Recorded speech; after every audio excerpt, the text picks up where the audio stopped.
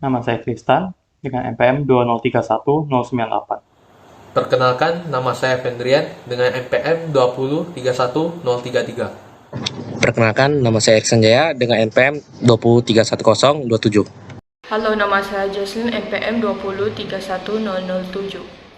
Perkenalkan, nama saya Novita Putri dengan NPM 2031058. Analisis Bisnis UMKM IVG. IVG merupakan UMKM yang bergerak di bidang makanan vegetarian yang beranggotakan 5 orang, yaitu Krista, Findrian, Erik Sanjaya, Jaslyn, Novita Putri, dengan dosen pengampu Muhammad Ardiansyah, Eskom MM. Detail identity. IVG merupakan UMKM yang didirikan oleh Su Qing pada tahun 2021. IVG menjalankan bisnisnya dengan sistem PO. IVG berada di Kompleks Center Point Blok D nomor 2 Kota Batam, dengan visi misi supaya lebih banyak orang dapat bervegetarian. Dengan bervegetarian dapat mencegah pemanasan global dan tidak melukai makhluk hidup. Selain itu, makanan vegetarian 100% sehat dan bergizi dan memiliki berbagai varian jenis makanan dari Indonesian food hingga Chinese food, yang diharapkan dapat memasifkan pola hidup sehat masa kini dengan merasakan homemade makanan vegetarian. Dan di sini merupakan beberapa menu makanan yang tersedia oleh IVG, yaitu Happy VG, nasi pepes, nasi penyet, nasi rendang, mie kacang Hainan, mie kacang, nasi dendeng, lomi, nasi kari, nasi Hainan, jamu suwir petai, nasi tim, sate lontong, miso. Dan untuk organisasional struktur, yaitu nama usahanya IVG, bentuk usaha itu UMKM, lokasi di Batam dengan nama pemilik Su Qing, status pemilik di usaha yaitu pemilik usaha, dan di sini terdapat strukturnya yaitu pemilik yang dipecahkan menjadi ada keuangan, dan selanjutnya yaitu pemasaran, produksi, dan distribusi. Untuk slide selanjutnya akan dijelaskan oleh anggota kelompok yang lain. Oke, baik. Selanjutnya saya akan menjelaskan IVG pada bisnis proses. Nah, bisnis proses ini ada 5. Yang pertama ada perancangan. Perancangan ini yaitu merencanakan bidang bisnis dan juga menu makanan yang akan dijual, kemudian dilakukannya survei secara teknis, sehingga mendapatkan gambaran ataupun kerangka jelasnya dari bisnis vegetarian food. Yang kedua ada konfigurasi. Nah, konfigurasi ini melakukan trial dan error pada menu-menu makanan yang akan dijual. Oke, next. Next ada pelaksanaan. Nah, pelaksanaan ini ada 4. Yang pertama ada pembelian. Pembelian ini membeli bahan hingga alat produksi yang diperlukan. Oke. Yang kedua ada produksi. Produksi ini mulai memasak dan juga mengelola makanan vegetarian yang sudah ditentukan. Yang ketiga ada monitoring dan maintenance. Ini melakukan pengawasan dan juga memastikan kualitas serta proses produksi makanan VG berjalan dengan baik. Yang keempat ada pengiklanan dan pemasaran. Ini juga tidak lupa dengan memasang iklan, memposting secara konsisten di media sosial. Oke. Yang keempat ada penjualan. Nah, penjualan ini dilakukan dengan sistem PO, yaitu pre-order.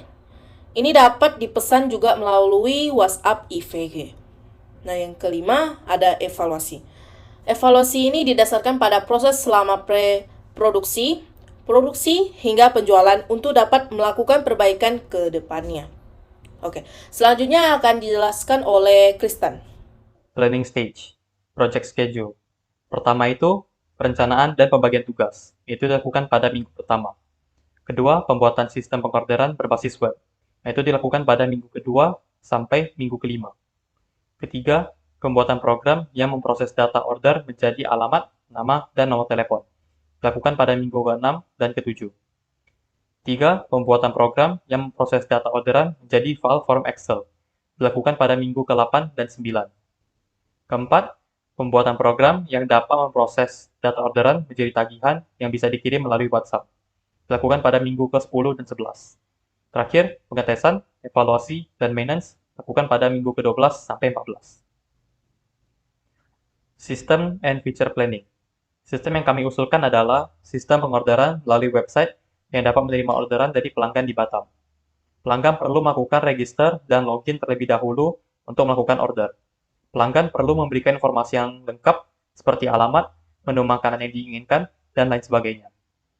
Admin juga perlu login untuk memposting menu dan tanggal dilakukan PO. Jika sedang tidak ada PO, maka pelanggan tidak bisa melakukan orderan. Dengan dibuatkan sistem tersebut, maka penjual tidak perlu senantiasa memantau chat dan masukkan data orderan secara manual, karena sistem dapat menghasilkan data orderan pelanggan secara otomatis. Tagihan tidak dilakukan di sistem karena ongkir masih belum diketahui dan tagihan dikirim secara manual di WhatsApp. Selain itu, juga membuat program yang dapat memproses data orderan menjadi nama pelanggan, alamat pelanggan, dan juga nomor telepon dan pengirimnya di chat WhatsApp. Hal ini dilakukan supaya dapat mempercepat pemesanan jika pengantaran maksim, yaitu dengan copy-paste. Sebelumnya, penjual mengetik satu persatu data pelanggan sehingga lambat dan bisa terjadi kesalahan. Selanjutnya, membuat program yang memproses data orderan menjadi tagihan yang dikirim ke WhatsApp. Sebelum dijalankan program ini, penjual perlu masukkan harga ongkir terlebih dahulu, supaya program dapat mengkalkulasikan total keseluruhannya. Dengan begitu, jika ingin melakukan tagihan, penjual dapat tinggal melakukan copy-paste dan tidak perlu mengetik secara manual yang terkadang dapat menyebabkan kesalahan. Terakhir, dibuatkan juga program untuk proses data orderan jadi form yang berisi nama, alamat, dan orderan makanan yang bisa ditempelkan pada penjual ingin melakukan pengiriman. Dengan adanya program tersebut, penjual tidak perlu secara manual membuat form tersebut. Selanjutnya akan dijelaskan oleh Erik. Selanjutnya, analis stage business framework. Yang pertama, jenis analis performance. Problemnya, proses pembuatan data orderan pelanggan membutuhkan waktu yang lama. Untuk direktif, dengan membuat sistem baru yaitu sistem pengorderan, maka data orderan dari pelanggan dapat dibuat secara otomatis. Yang kedua, jenis analis information. Problem, data orderan yang dihasilkan rawan terjadi kesalahan karena dibuat secara manual. Untuk direktif, dengan membuat sistem baru yaitu sistem pengorderan. Sistem tersebut dapat membuat data orderan secara otomatis. Yang ketiga, jenis analis ekonomi. Untuk problemnya, kesalahan harga dalam menagih pelanggan dapat menyebabkan kerugian. Untuk opportunity, lebih teliti ketika memberikan tagihan ke pelanggan. Untuk direktif, dengan membuat sistem baru yaitu sistem pengorderan, maka orderan dari pelanggan dapat dibuat secara otomatis. Untuk yang keempat, jenis analis control. Untuk problemnya, data tersimpan dengan tidak aman, buka kurung di komputer penjual, tutup kurung, karena siapapun yang membuka komputer tersebut dapat mengaksesnya.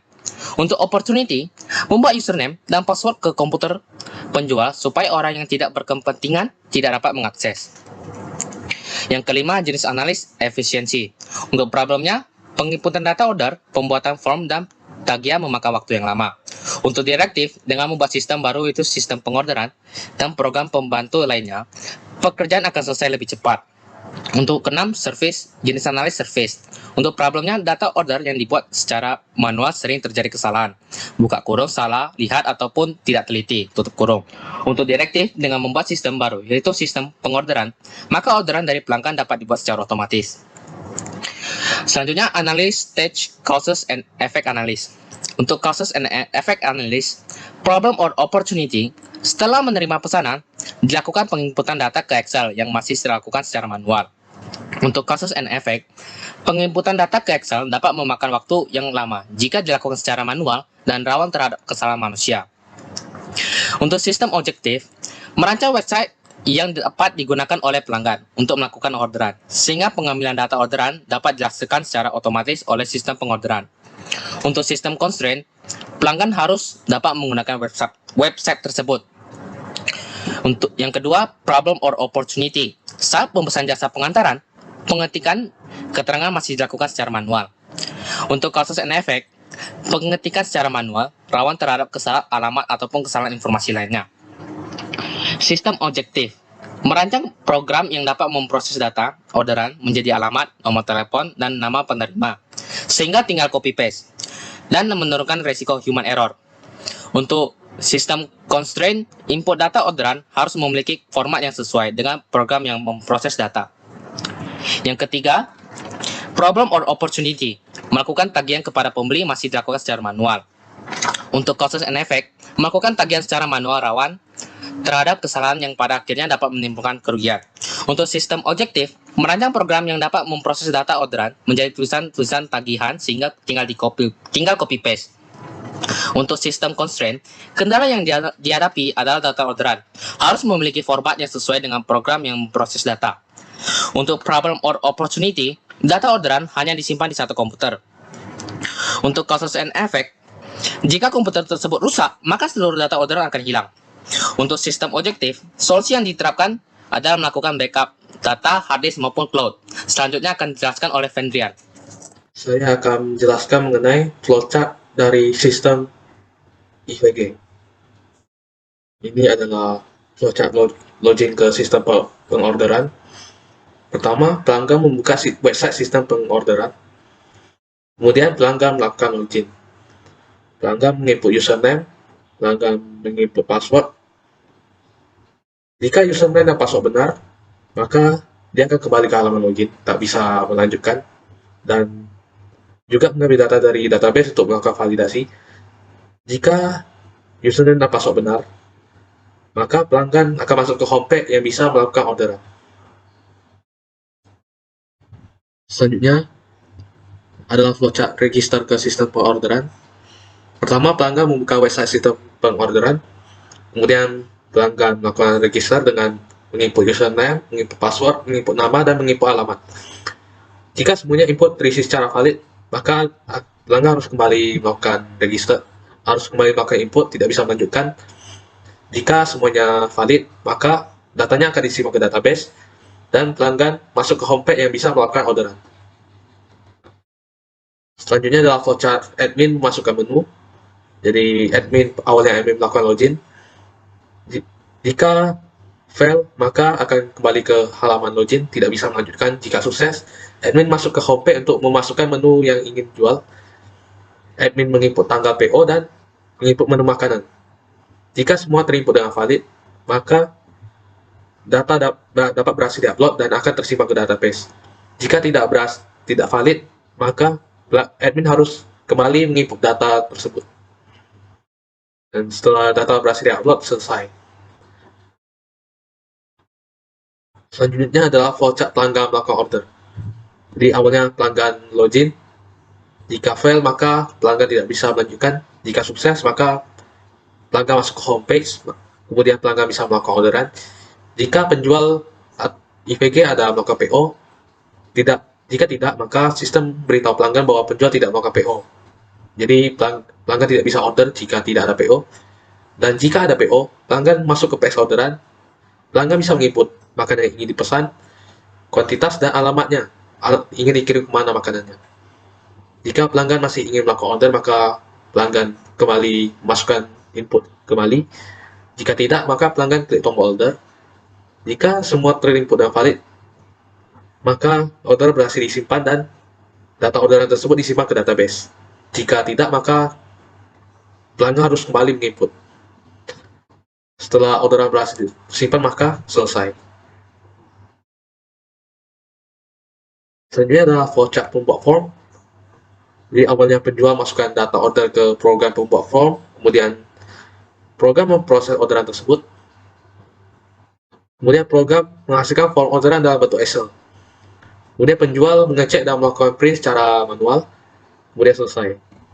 Kemudian flowchart untuk program pembuat data nama, nomor telepon, dan alamat.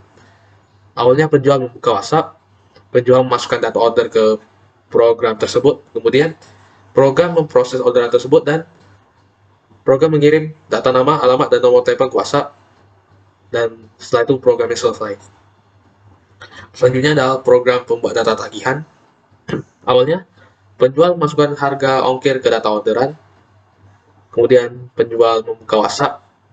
Penjual memasukkan data order ke program pembuat tagihan. Program memproses orderan tersebut. Kemudian program mengirim data tagihan ke WhatsApp. Dan kemudian penjual dapat mengirim tagihan ke pelanggan dengan copy paste. Karena program sudah membuat data tagihannya, sehingga penjual tinggal copy paste ke pelanggan yang ingin dikirim. Setelah itu selesai.